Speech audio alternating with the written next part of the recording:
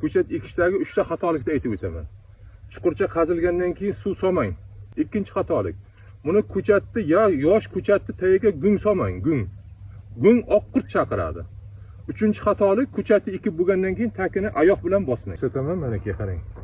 Buni tomiri mana bunday uzunligi uchun buni qisqartiramiz. Qisqartirishimiz sababi mana bu yerdan yangi tomirlar chiqarib yuboradi. Ko'chatni rivojlanishiga yaxshi bo'ladi.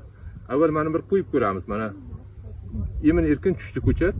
Ko'chatni ekishdan oldin tagiga ammofos sepamiz bir qism. Mana bir qism.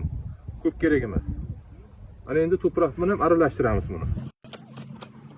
Aralashtirgandan keyin ko'chatni qo'yamiz. Mana ko'chatni qo'yamizda to'proqni tortamiz mana. Mana bo'ldi.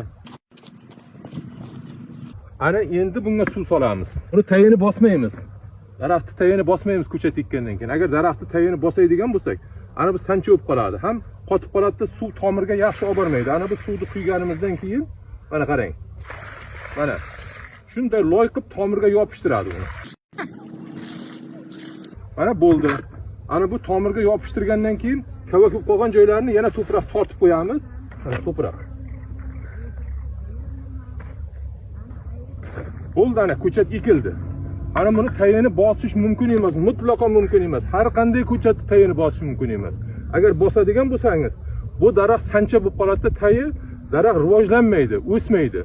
Kerak bo'lsa yozga borib qurib qolishi ham mumkin. Ana shu uchun tagiga ammofos sepib, mana shunday qilib ekasizda yerdan